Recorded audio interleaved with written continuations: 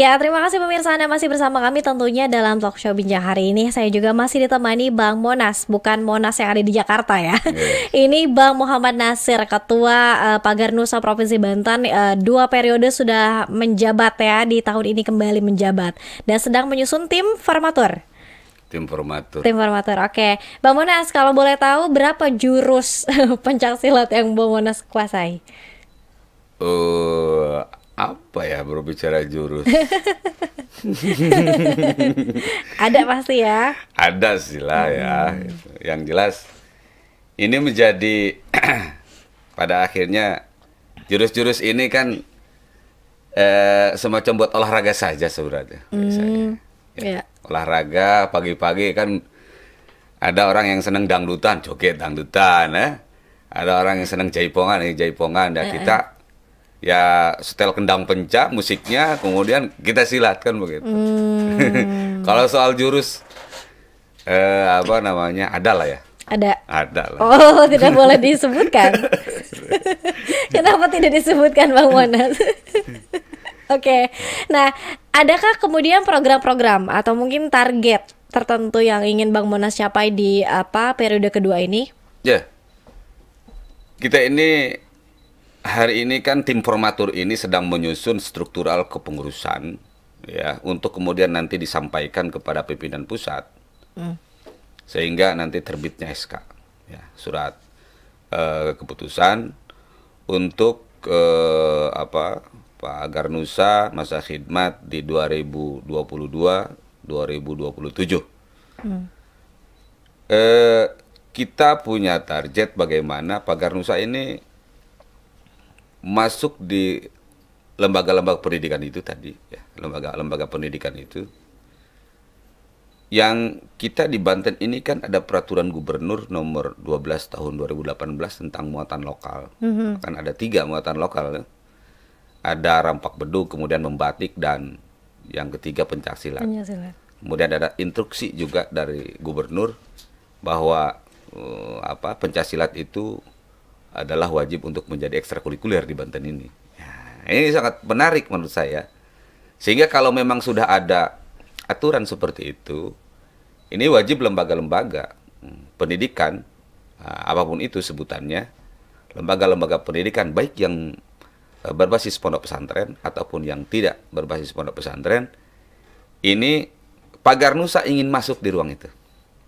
Sehingganya Pagar Nusa ingin memberikan sebuah pembelajaran terhadap lembaga-lembaga, bisa masuk kepada lembaga-lembaga untuk bisa mengajarkan di berbagai tingkatan.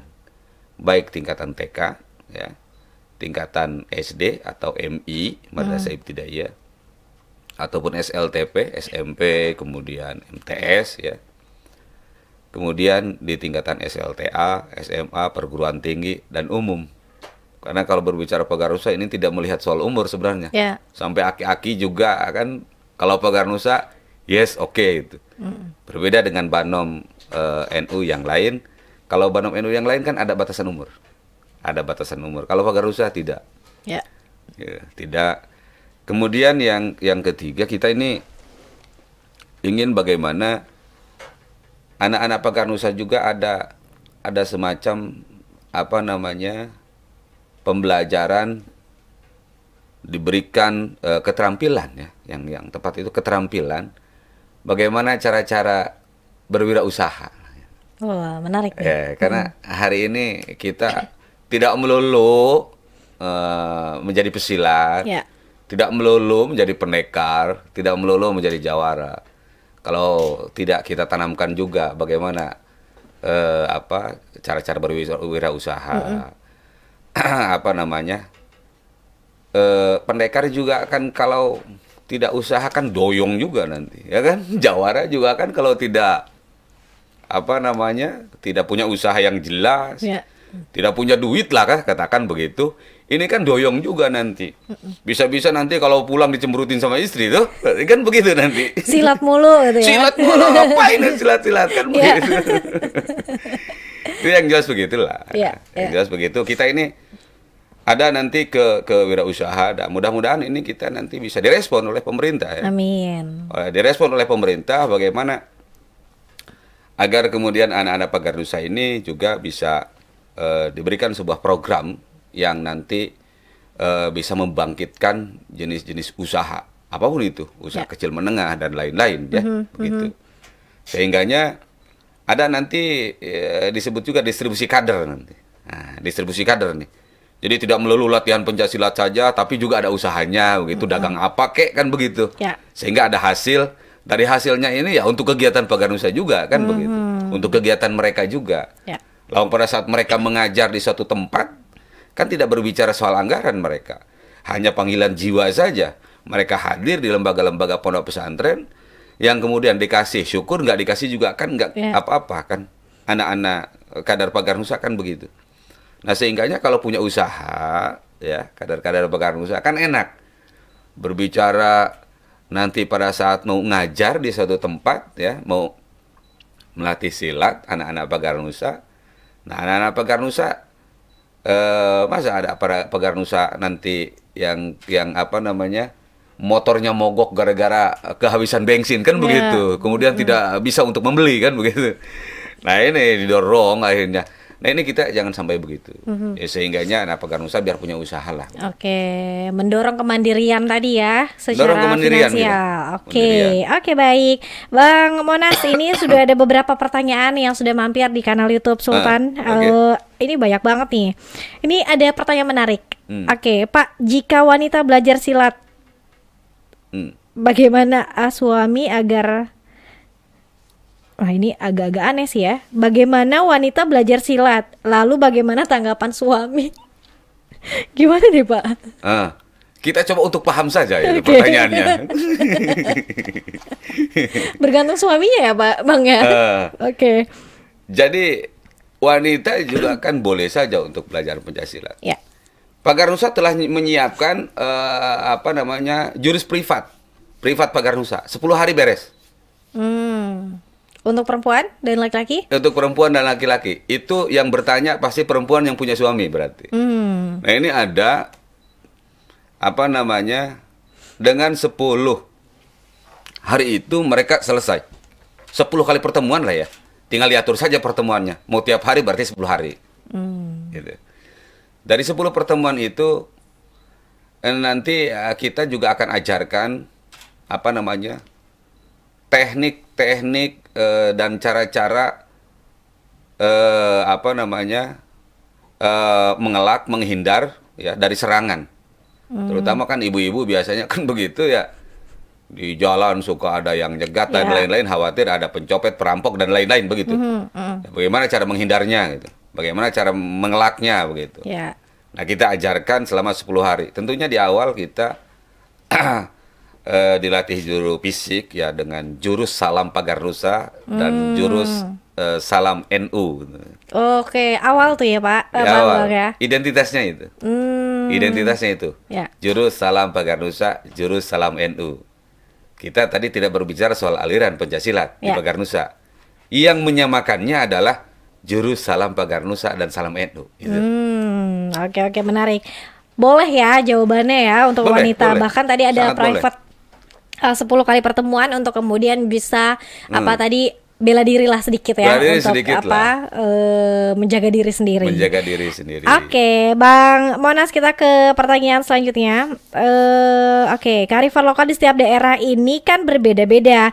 Apakah semua kearifan lokal di seluruh daerah juga diyakini bisa menjadi penangkal serangan radikalisme? Ya, kita tinggal niatnya saja. Kearifan budaya lokal memang beda. Semua tempat pasti berbeda budaya, tradisinya. Tapi kalau memang kita menanamkan ada niatan ya untuk memberikan sebuah konsep yang bagus dan baik, kita sambungkan. Saya pikir soal kearifan ini yang kalaupun berbeda ya, ini akan tetap sama. Yang terpenting niatannya saja dulu. Kita tahu lah yang namanya kearifan lokal beda-beda ya. Dari satu, katakan ini suku Sunda, ini suku Jawa, ini suku Dayak dan lain-lain gitu ya.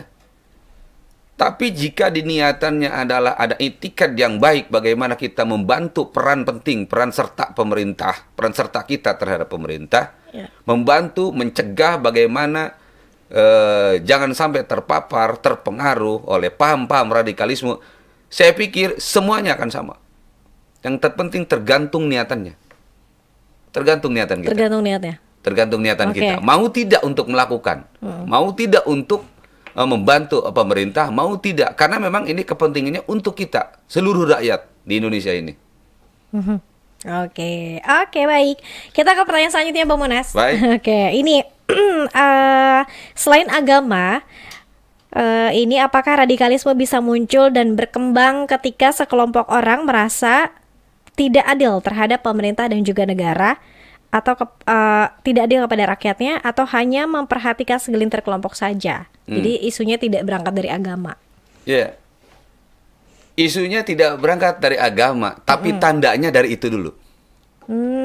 Dari ujaran-ujaran kebencian, tidak sepakat dengan pemerintahan, selalu dinilai salah saja itu pemerintah. Awalnya begitu. Yang kedua tahapannya nanti mereka akan ganti penampilan. Seperti apa penampilannya? Agamis. Sering berbicara soal Quran, hadis, berbahasanya yang bahasa yang selalu dibungkusnya dengan bahasa-bahasa agama. Justru malah dicurigai ya, kita harus curiga ya kalau yang seperti itu. Ya, karena memang diawalinya ya itu dulu tadi.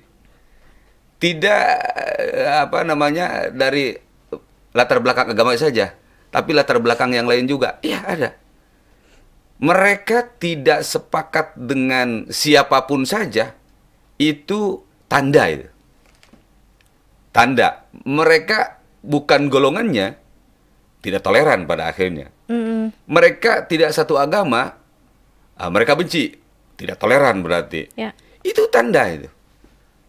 Nah, itu tanda. Makanya dalam beragama, kita tidak hanya berbicara agama di Indonesia ini, tapi bagaimana kita juga berbicara berbangsa dan bernegara. Kalau agama saja, kita nanti melihat agama yang lain, suku yang lain, pasti melihatnya akan berbeda dengan kacamata yang negatif. Tapi kalau kita selesai dengan berbangsa dan bernegaranya, saya pikir rasa nasionalisme ini harus dipupuk sejak dari dini. Sejak dari dini. Oke, baik. Toleransi antar umat beragama ya. Toleransi antar umat beragama. Oke, kita ke pertanyaan terakhir, Bang Monas. Ini pertanyaannya menarik nih. Pernah tidak menjumpai anggota Pagar Nusa terpapar paham radikalisme dan sampai dengan jam ini saya duduk hari ini dan bernafas hari ini, saya belum pernah melihat anak Pagar Nusa yang terpapar, terpengaruh, apalagi menjadi pelaku dari radikalisme sehingga menjadi teroris. Tidak pernah. Jika pun ada, saya pikir tidak akan terjadi. Karena kita sudah tanamkan dari awal sejak dini. Percayalah itu. Yakinlah itu. Yakinlah itu ya. Sampai detik ini ya, Bang Monas. Sampai detik ini saya duduk di sini. Oke.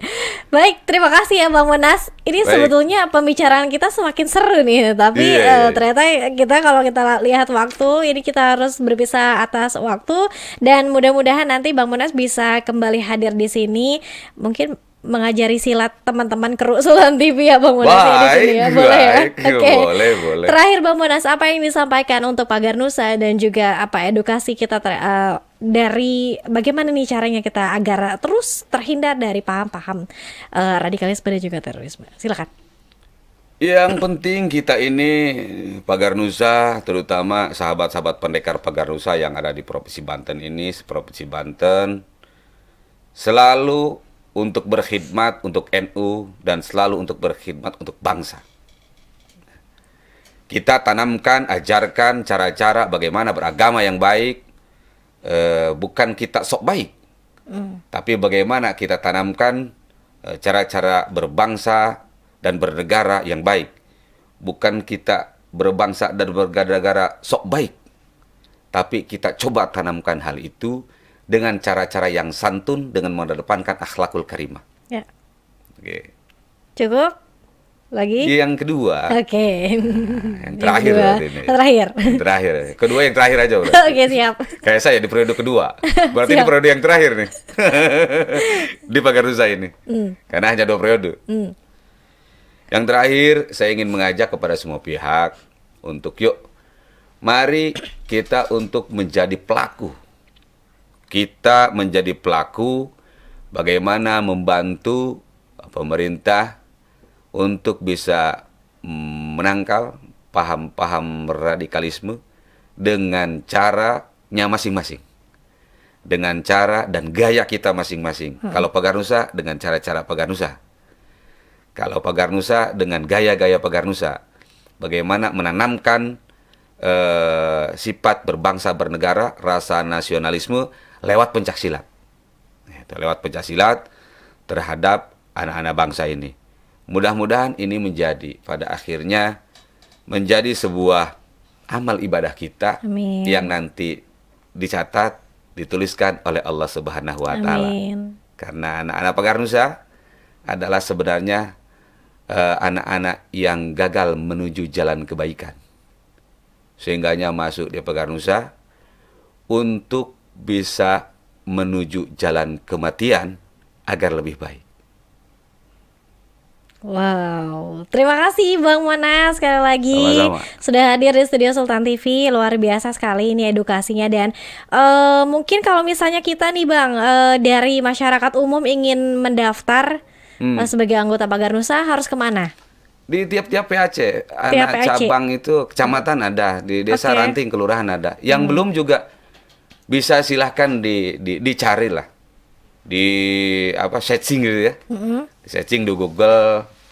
Atau datang ke padepokan saya, enggak apa-apa. Di mana, Bang? Di Pamarayan. Pamarayan. Saya di Pamarayan. Oke, bisa langsung datang menjumpai Bang Monas. Yes. Atau ke padepokannya untuk kemudian mendaftarkan diri sebagai anggota Paganusa, atau mungkin juga yang pengen belajar seni bela diri lebih matang ya. Yes. Ini boleh datang ke Paganusa. Sekali lagi terima kasih Bang Muhammad Nasir SPDI, Ketua Umum Pencaksilat Nahdlatul Ulama PSNU Paganusa Provinsi Banten. Sukses untuk Paganusa. Semoga periode kedua ini juga semakin jaya, program dan targetnya juga bisa tercapai di tahun ini ya Bang. Dan pemirsa, terima kasih juga atas kebersamaan Anda. Tentunya besok kita akan kembali hadir di jam yang sama, jam 9 pagi sampai jam 10 pagi dalam program Talkshow Bincang hari ini. Akhir kata, saya Dea Lintang Mui beserta seluruh kerabat kerja pamit undur diri. Terima kasih atas kebersamaan Anda. Wassalamualaikum warahmatullahi wabarakatuh.